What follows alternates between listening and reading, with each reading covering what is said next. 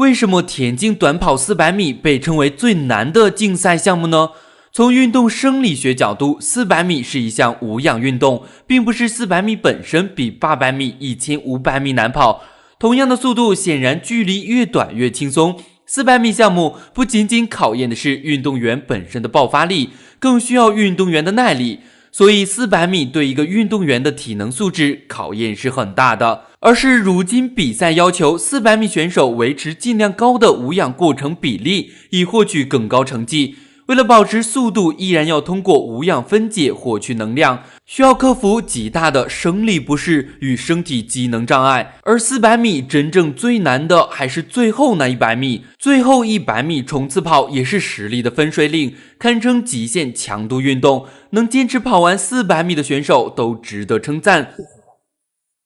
最后一个栏也是乱，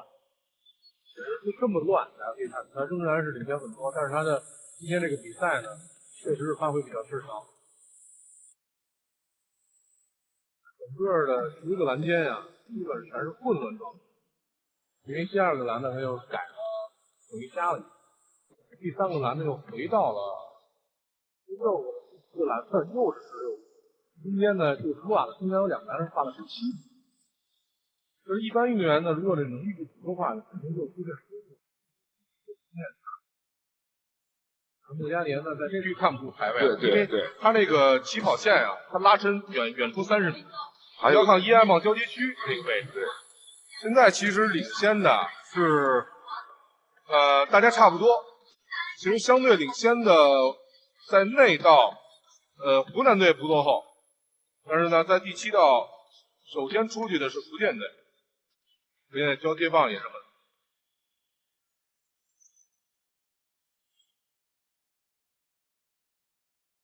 第三棒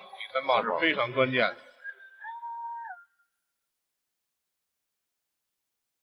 湖南队的第3棒应该是周思怡，因为我们看他们领先的位置，一般不看前面这块，一般到了300米，我们就知道真正实力是什么了。对，第3棒还是湖南队领先，身后是广东队。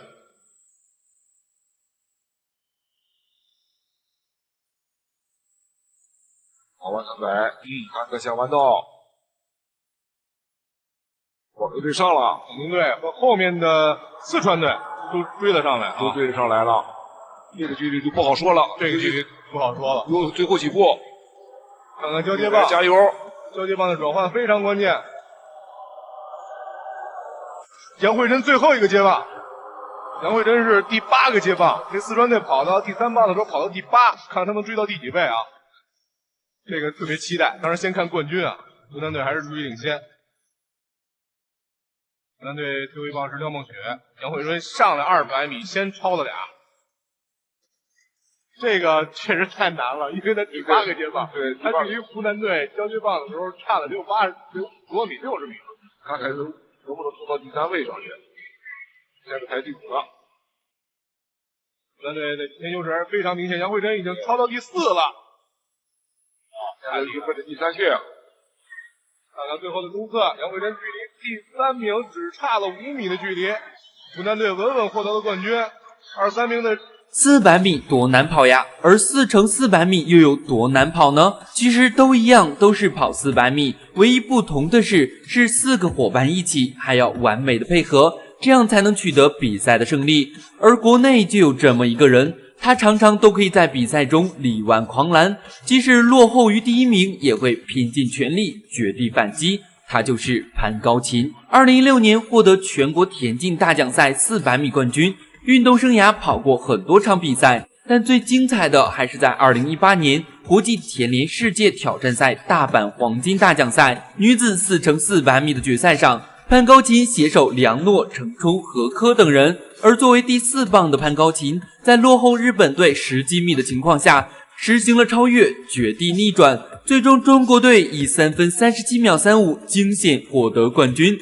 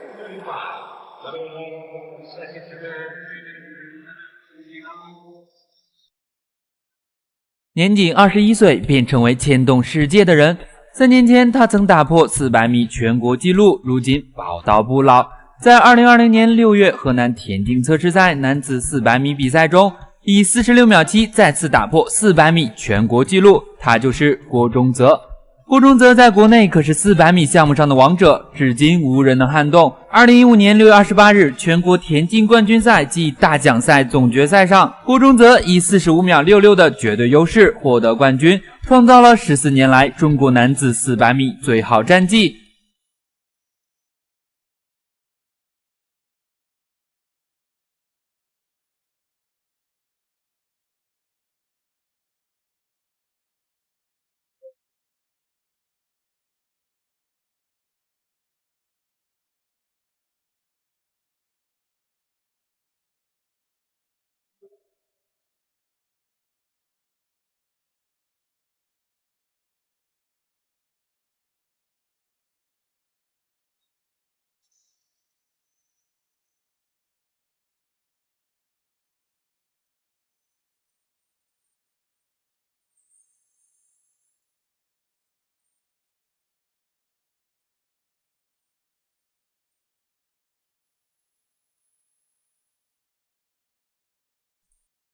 他的运动生涯几经波折，曾因为状态不好没有跑出好的成绩，无缘400米决赛。但是作为天赋异禀的他，没有因为此沮丧，而是更加刻苦地训练自己。